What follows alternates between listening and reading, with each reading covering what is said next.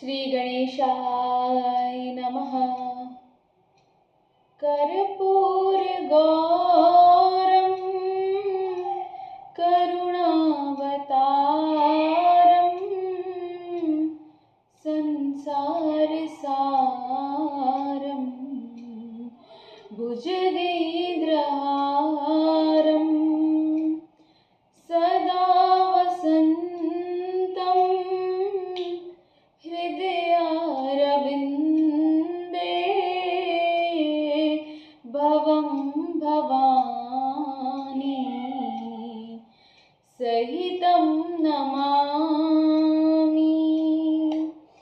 भवं भवानी सहितं नमामि। नमः पार्वती पते हर हर महादेव। शिव पुराण रुद्र संहिता।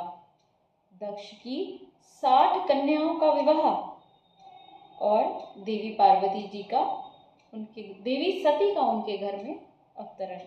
ब्रह्मा जी कहते हैं, देवर्षि, दक्ष की बात को जानकर मैं उन्हें संतावना देने लगा और तुम मेरे पुत्र हो, मुनियों में श्रेष्ठ और संपूर्ण देवताओं के प्रिय हो, ऐसा कहकर बड़े प्रेम से आश्वासन दे मैं फिर अपने स्थान पर आ गया।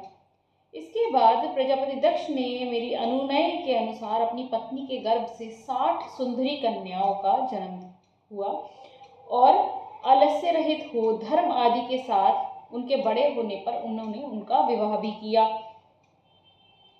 ये प्रसंग मैं आपको बड़े प्रेम से बताता हूँ, सुनिए। दक्ष ने अपनी 10 कन्याएं विधि पूर्वक धर्म के साथ ब्याह दी। 13 कन्याएं कश्यप मुनि के साथ ब्याह दी। 27 कन्याओं का विवाह उन्होंने चंद्रमा के साथ किया। भूत या बहुपुत्र अंगीरा तथा कृशाश्व को उन्होंने 2-2 कन्याएं दी और शेष 4 कन्याओं का विवाह ताक्षर्य ऋषि या अरिष्टनेमि के साथ कर दिया। इन सबकी संतान परंपराओं से तीनों लोक भरे पड़े हैं। इसके बाद में दक्ष के घर में माँ सती का जन्म हुआ। माँ अम्बा उनके स्वप्न में आई, सारे शुभ चिन्ह उन्हें दिखाई दिए और वरिणी के गर्भ में देवी का निवास हुआ जानकर श्री विष्णु आदि सब देवताओं को बड़ी प्रसन्नता हुई। उन सब ने वहां आकर जगदम्बा का स्तवन किया और समस्त लोगों का उपकार करने वाली देवी शिवा को बारंबार प्रणाम किया। साक्षात शिवा देवी उनके रूप में प्रकट हुई।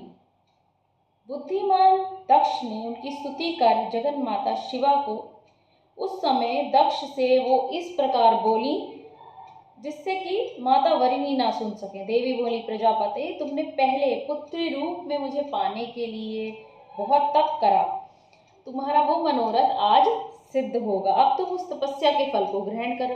ऐसा कहकर देवी ने अपनी माया से शिशु रूप धारण कर लिया और शैशव भाव प्रकट करती हुई वे वहां रोने लगी। बोलो माँ जगदम्बा की जय। उस बालिका का रुदन सुनकर सभी स्त्रियां और दासियां बड़ी प्रसन्नता पूर्वक वहां आईं और उस पुत्री का अलौकिक रूप देखकर उनका रूप कितना सुंदर होगा माता का जब वो उन्होंने जन्म लिया होगा।